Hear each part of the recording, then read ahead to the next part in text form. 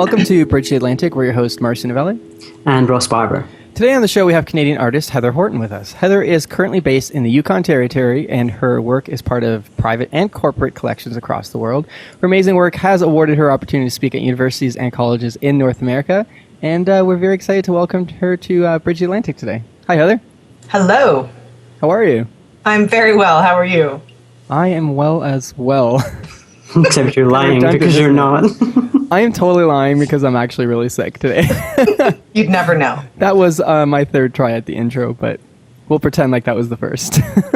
It was awesome. I'm in awe of how you pulled it off. So I'm always in awe of you, Marcio. Of course you are. Of course you are, Raz. Heather, we like to start off all our shows asking our guests 3 things about themselves that everyone should know.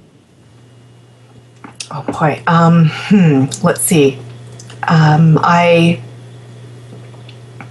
I have followed my dreams right from the beginning, so I'm proud of that. So I think that guests should know that it is possible to accomplish whatever you set your mind to do.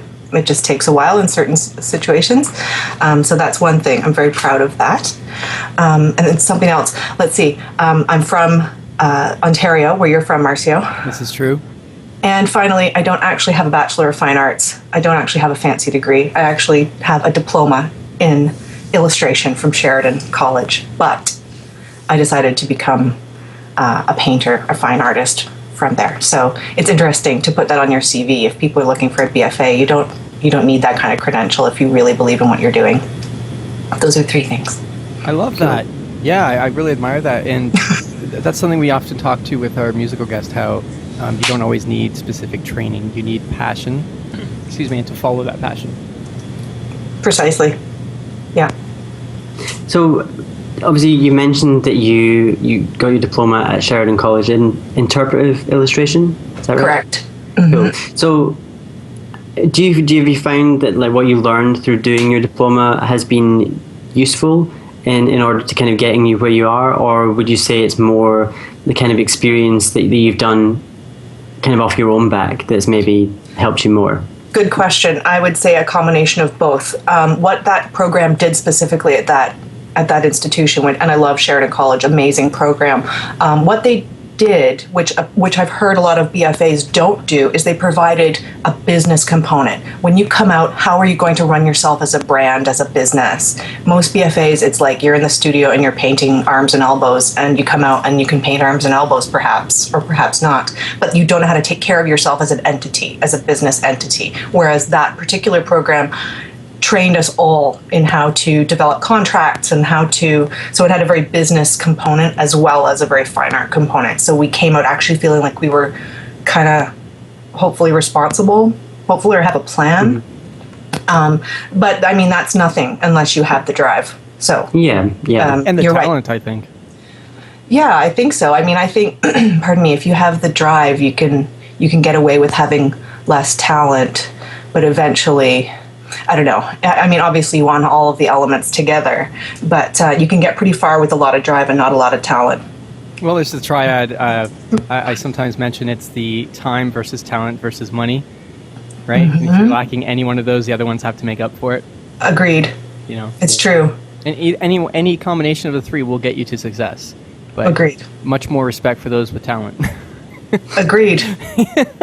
Yeah, it's like the talent is the skeleton, and then the musculature are the things that help it move. But underneath all of that, you have the skeleton of what's really there. Mm-hmm. And it's just how you run yourself as a professional is the skin and all those other metaphorical things we could think about. But you're right. I think that fundamentally, if you're not talented, it's going to be much more difficult. Yeah, absolutely. Unless again you have a shit ton of money. Yeah, well, there is that. Correct. So you lived in Burlington for a very long time, which is not far away from me. And actually, you and I, we connected through Twitter a while back, and it was like a month before you were leaving to the Yukon Territory, so we never got a chance to meet in person. What was the decision behind moving to the Yukon Territory, and what's that been like? 'Cause that's a huge change. It It's been amazing. I love it here. So what happened was I came up in 2008. Somebody bought a painting in Toronto at my first solo exhibition, which was a really crazy experience I can tell you about if you want. And this gentleman bought a painting and we became friends on email. Then through corresponding, he travels a lot and he said, look, why don't you come up here and house sit for me? You get the benefit of exploring this place. You like the north anyway. You'd been to Alaska, etc. Why don't you come up? I did. I fell in love with it. I'm like, this is like, I could move here tomorrow, and it is within my country, and it's 5,500 kilometers away. That blows my mind. I could do it. And so it took those years to plan it, because my parents were both handicapped at that time, and my dad just passed away this past summer, and all this stuff has happened. But I thought, you know what, you have only one life to live, as far as we know. I'm going to do this. And it was a true odyssey. Like, I just came up with my car and my cat in the car and my worldly things. And I thought, I'm as proud of that as any painting, to do that on my own. It was crazy. That takes a lot of courage, in my opinion. Yeah, a lot of courage. Obviously, I don't know much about the Yukon Territory, but I'm guessing it's pretty different from Burlington. That's kind of the impression I'm getting. Well, Burlington, I could just speak for this. Burlington's in southern Ontario. It's the most southern part of Canada. It's the warmest part of Canada. Sometimes people say out west in Vancouver can be a bit warmer, depending on the time of year. But we're very close to New York City, yeah. Whereas you can pick up on the Yukon Territory. So it's above 60 degrees latitude. So it's about, pardon the pun, but polar opposite. Like, it's crazy, quiet, beautiful. Everything is in an extreme up here. Beauty, isolation, wilderness. I could walk in 10 minutes in any direction, more or less, and be in the middle of nowhere. So it's pretty, I think my gallery they were like, please don't go, but I can ship. I've been shipping them paintings in Toronto, so it's worked out. I've loved it. It's been amazing. And the arts community here is massively welcoming and warm. And I was fortunate enough to get my work on the phone book cover here this year, Northwest Tells. Yeah, Northern BC and Yukon Territory phone book. And I can find it for you. And so that was a really amazing coup. And it's just everyone here, because it is a small town. It's only I think the entire Yukon Territory is about 37,000 people. Oh my gosh! That's the whole thing. There's only like 2 roads throughout the whole place, but people love it for that. Mm-hmm. It sounds. Sorry, go ahead, Ross. Yeah, no, I'm just I'm trying to picture it, and it sounds nice. Like it must be quite inspiring kind of place to live as well. Like if there's so much kind of natural beauty and stuff, then if you're into the outdoors, if you like hiking, it's amazing. It's incredible. I love it so much. To know that 2 hours away is Kluane National Park, which is like a UNESCO World Heritage Site, which is, you can just go hiking anywhere and, take your bear spray, and your bear spray. I love it. For real. Something you've never had to think about before in your life. Actually, the third day that I moved here to Whitehorse, I was walking in town down a boulevard to Canadian Tire to pick up my car, which was getting an oil change. And it's a very government orientated town. Like, so most people work for the government. A lot of people do. And so there's not many people around, and I'm walking down the road, a 4-lane road with an asphalt trail on the one side through the trees, heading downtown, and I see this shape coming out of my peripheral vision on the asphalt, and I'm like, oh, it's 10 a.m. on a Wednesday, thinking, shouldn't you be like, whoever this is, shouldn't they be at their job or whatever? And I look up and it's a bear walking towards me on the asphalt, a black bear. And so I happened to be right by a gas station, so I ducked in there, and I was like, there's a bear right there, and the guy just freaked out. Like, he's like, there's a bear out there, I'm gonna call animal control. And it just became this big ruckus, and he went off into the bushes. But the third day here, and my friend Mark, who's the graphic designer here in town, he's like, look, even the wildlife's coming out to greet you. So it was nice. I love it. Yeah. Do you want to grab that phone book? We'd love to see that. Yeah. Oh, I've grabbed 3 things. A tiny painting. Oh, that's one. I didn't realize it was that small. It's tiny. Yeah, I'm like, imagine just like, this is my face. Hi. But I love it. It's wonderful. I just thought I could show you that. And then this, I can show you. I can explain what this is all about. Yes, please do. This is the phone book. Oh, that was the back. There we go. I was going to say. That's the front of the phone book. Oh, that's great. Yeah. Anyway, okay. So tell us about that book. Which one? This one? Yes. Okay, so this book was the culmination of 3 years' work with Christopher McCandless's parents and others. So he was the subject of Into the Wild by John Krakauer. I love that film. And so I became friends with his folks, and I went down to Virginia to look at some of Christopher's photos that he'd taken on his 2-year odyssey. And I said to them, we have to do something with these photographs. We have to. And so we created this book, which has like all his correspondence and photographs and everything. And I did some paintings based on his photography of his 2-year odyssey. And so, yeah, that's what this book was. It was a lot of work in the making, and I did a group of paintings from it. And now this weekend, I'm going down to New York City.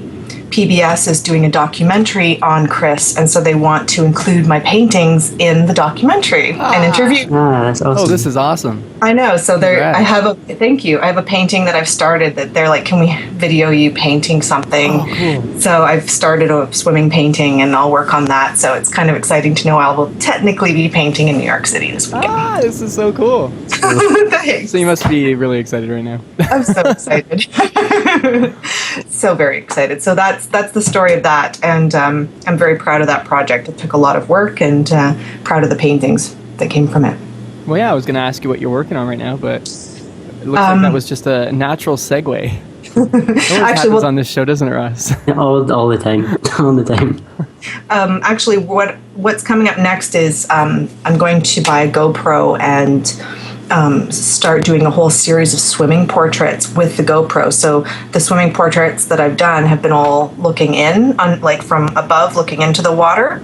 But I saw some imagery of some underwater images taken with the GoPro, and I was so moved by them because there's a slight sort of fisheye quality to it and a little bit of distortion.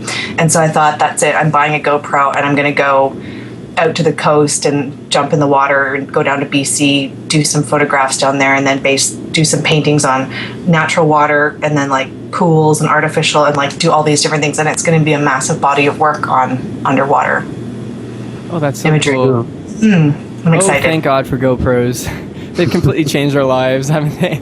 Truly, yeah. So that's the next step. So you just love traveling all around, don't you? I do. Why stay in one spot? I know, it's true. It's terrific. The best commission I ever had was from a client and his wife, who in Oakville said, hey, do you want to... We have a house in the south of France, and here's our budget. Do you want to come to the south of France and take some reference and develop some paintings for our house there? We'll fly you here. I'm like, is this for real? So it was incredible. It was an incredible experience. Well, it's not that shocking when you see your work, in all seriousness. I think you're phenomenal. I'd love to do something with you at some point in the future, because I just really admire what you do. You're, Ross, Ross, that's your name? Or boss. Call me whatever you want. Yeah, he likes to think he's the boss.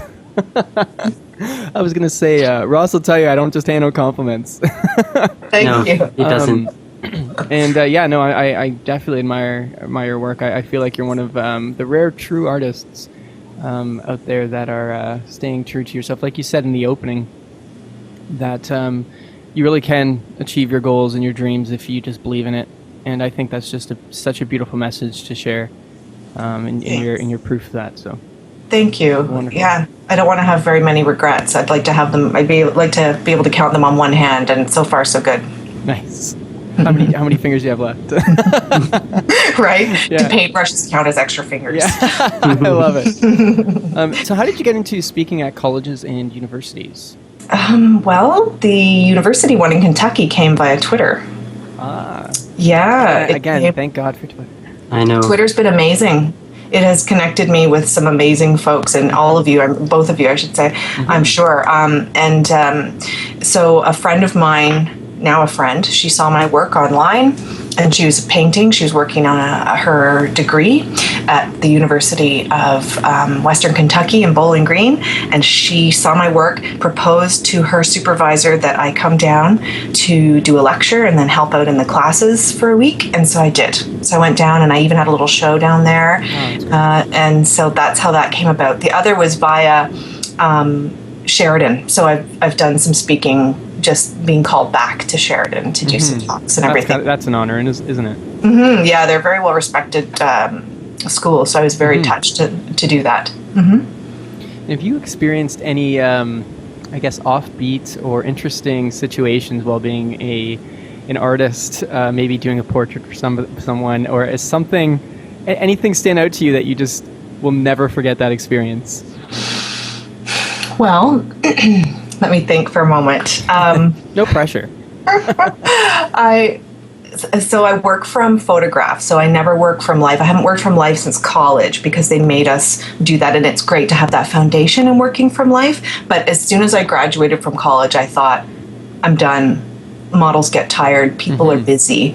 So it's become a photo shoot, and then I work from numerous photos for one painting. Like if it's a full figure, I'll have close-ups of the hands here. I can't just use one image. It's not going to give me enough information. So I can work with up to 12 images for one painting and shuffle as I'm working to see what the area of the painting that I'm working on. That's to try to give you more of a three-dimensional view, like if they were right there.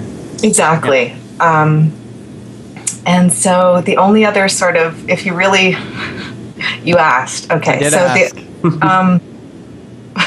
In college, in our last year of college, we were doing a life drawing class, and it was 3 of my girlfriends and I, and a male model. Needless to say, I'm going to blush furiously. It's happening. I can feel it. Needless to say, I'll never forget it. I don't know if I'd call it funny. I would just call it. I love it. And needless to say, it was an after-hours sort of evening drawing class, and it was very small, just us, the five individuals. And he was posing and everything. And needless to say, I had to leave the room because it became very awkward. That's all I'm going to say. What became awkward? You asked. I can't say it. I won't say it. I asked. You may infer. So may I infer? So yes. Did this particular subject get a little bit excited? Correct. Marcio, was this subject you? It all comes Marcio, around remember full that circle. Time with your life modeling at Sheridan? Oh my gosh, seems. Is that above PG for your show? Oh no, our show is. We're not. Yeah, if anything goes. It was and it was funny because he didn't. Well, the rest of him didn't move. He just kind of stayed there, and I was just like, I gotta go out to the fountain. I just left. Did he act like anything had happened? No. Because your painting will have to change. That's what I'm concerned about here. I'd be like, wait a minute. Well, it depends on how, how he was. Depends what you're going for, I guess. Depends on what God gave him. I couldn't believe it. I couldn't believe that he didn't just jump up and... Anyway, it was, I will never forget it in my entire life. I'll never forget that story. I just can't imagine how that's even possible. Speaking from a guy's point of view, that's would be very difficult for that to even happen while people are just staring at you. But I guess it works for some people. I have no idea, and he wasn't anyway. It was just, so that's probably one of the more bizarre stories that happened while I was actually creating art. I love it. Yeah, sorry, I hope you didn't mind me sharing that story. But no, you asked. Trust me. Wait till you hear some of the other stories we've had, and that's pretty up there though. That's a good one. It's kind of. I would say that maybe competes with Andrew's. He was just lying there with this raging. Anyway, it was just crazy. it was just surreal. Yeah, it was totally. I don't know why the word raging is just so perfect. But well, while we're on this subject, what sort of advice would you give to someone who wants to pursue art as a career. The best thing was my best friend was there, and she was like, "Are you recording now?" Yeah. She was like, "No, I'm not." She was, anyway, very, very demure, very, very pristine, and it was just like so crazy. It was a very surreal moment. Anyway, sorry, how is this relevant? Sorry, what was your question? Oh, what I was going to ask is completely non-relevant whatsoever, but I thought it would be funny to pretend it was a segue. No, but seriously, what advice would you give to someone who wants to pursue art as a career?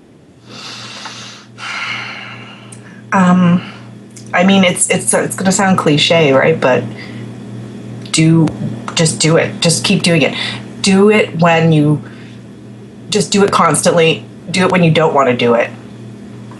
Do it when you don't want to do it up until the point when you know you'd be producing bad work. So I firmly believe that what distinguishes a hobbyist and a professional is just doing it when you don't want to do it. I mean, part of you always loves doing it because it's what you're meant to do on this planet with this life that you've been given, right? But it's getting up and being disciplined. You got to be disciplined, right? It's like if you want results in anything, whether it be in the studio, at the gym, whatever you want, you've got to do it when you don't want to do it, and and that's what's gonna do it, so to speak. That's what will work is. Be consistent, be disciplined, promote yourself, be resourceful, be an entrepreneur for yourself. Having connections, capitalize on them, but don't, be too much of an opportunist. But connections are massive. They're massive, really.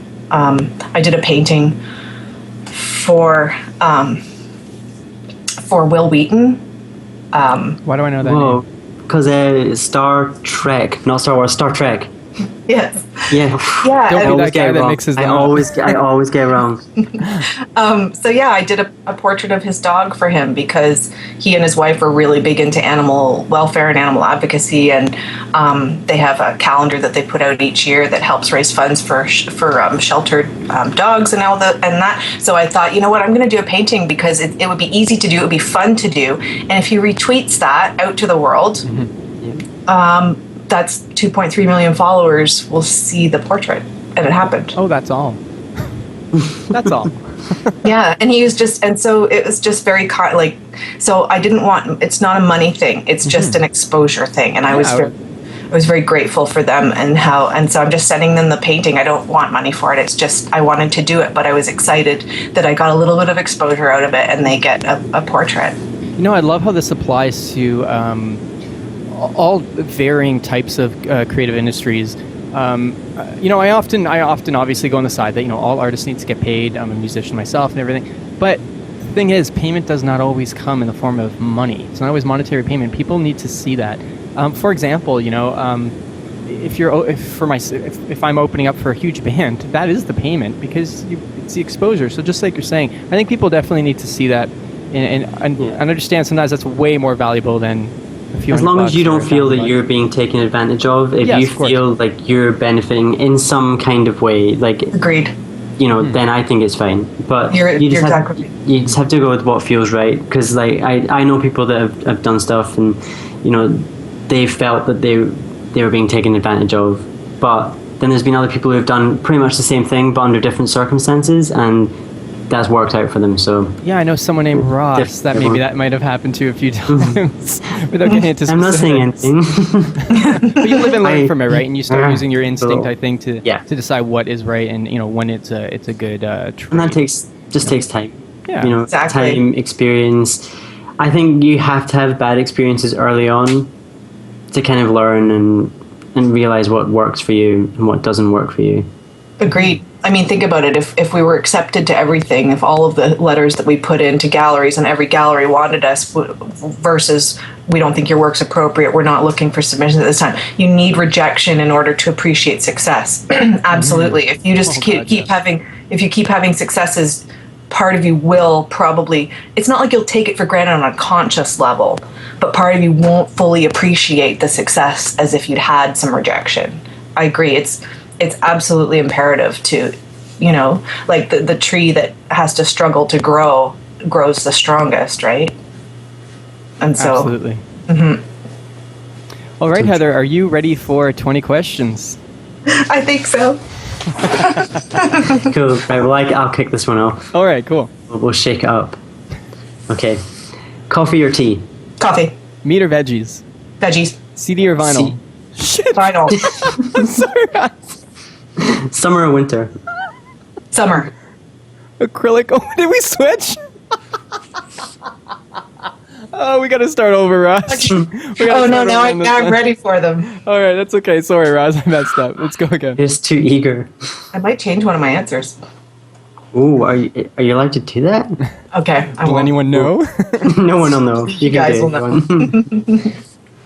Right, coffee or tea? Coffee. Meat or veggies? Veggies.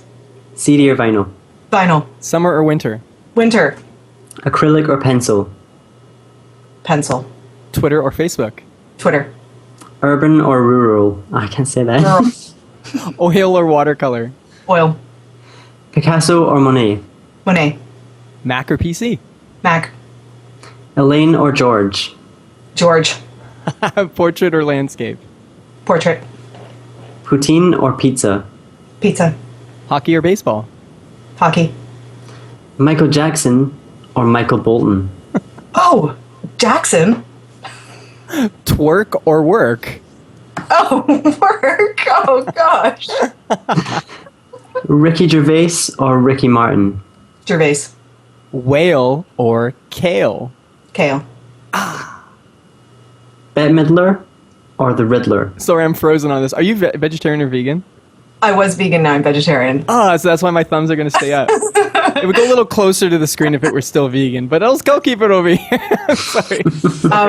Sorry, Midler or Bette Midler or the Riddler? Riddler. And finally, the most important The big question you're going to be asked all in the next 5 minutes. Ross or Marcio? Ooh, do I have to pick? Oh, yes, you most certainly have to. I can't. I won't. Oh, I like your assertiveness. I will not. It's actually a Seinfeld You're thing. a bad boy. Wait, which Seinfeld reference is that? I'm a huge Seinfeld fan. So is Ross. Oh, no, wait, Ross has never watched Seinfeld. I've never ever seen Seinfeld in my life. I know. That's why you got my Skype name. Yes, but I think he might be the only person I've ever met in my entire life that has never watched Seinfeld. I've watched Curb Your Enthusiasm. I know it doesn't count, but... Oh, no, it does count. It's an amazing show. Well, It is, but And It's not Seinfeld. it's not, because It's just George different. Costanza is like one of the greatest characters ever. Oh, yeah. Absolutely. I'm trying to remember which episode that's from, but Jerry says, I can't, I won't. Oh, yeah, I remember what you're talking about. That one. Oh, yeah. Yeah, they're all interchangeable. Yeah. They're all hilarious moments. It's Costanza's genius when his boss is like sitting there and he's got him across the desk. He's like, it occurs to me that you had sex with the cleaning lady in your office. And there's a beat, and Costanza's like, was that wrong? Should I not have done that? If I'd known when I was hired that kind of action was frowned upon. Like, it's just... I love it. It's genius. It's so... It really is genius. Yes, it's genius. I did. I actually met Larry David when I was in Los Angeles. We were at a restaurant and he just walks by me. In his regular getup, like on Curb Your Enthusiasm. And I can't speak. It took me the entire dinner to get up the courage to go up to him. So I used my son as a ploy. And I had my son with me. I'm like, hello, Larry David. My son wants to say hello. My son wasn't even a year old. And he goes, hello, son. And that's my story. That's terrific. That was it. I asked for a That's picture. very- He's like, I can't do that. There's going to be too commotion. I was like, oh, okay, bye. Oh, my that's story. really nice, though, that he... He was pretty cool, yeah. That's cool. So, Heather, Yeah. do you have any recommendations to some artists that I think that you think people should check out? My number one influence is Lucian Freud, who passed away, I guess, a couple years ago, unfortunately. But he was, like, at the time, the world's greatest living painter. He had his own set of keys to the Tate, for crying out loud. Like, he's just amazing. And so he's the reason that I paint the way that I do, really. Pardon me. His technique. Nobody has ever painted flesh the way I think that he did. Andrew Wyeth, American painter. stark landscapes, beautiful, beautiful compositions. Those two are my two main ones. Frida Kahlo, just because of the way that she lived her life. I kind of don't really keep track of a lot of contemporary artists. Jenny Saville, British painter, amazing. Jeffrey Heen, Hein, amazing portrait artist, American. But I kind of keep my head down and keep my head out of what's going on. It's I know a lot of my friends that are collectors know way more about what's happening. I think that's hilarious. In the art scene than I do. But you are the artist, though. You're doing it. Yeah. But I'm pretty fussy, about what I like. But those guys really know how to paint, that group, for sure. That's wonderful. And people can find you at heatherhorton.com. Yes. And, of course, the wonderful Twitter at Heather_Horton. Correct. Right. Mm-hmm. Awesome. And anywhere. Yeah, sorry.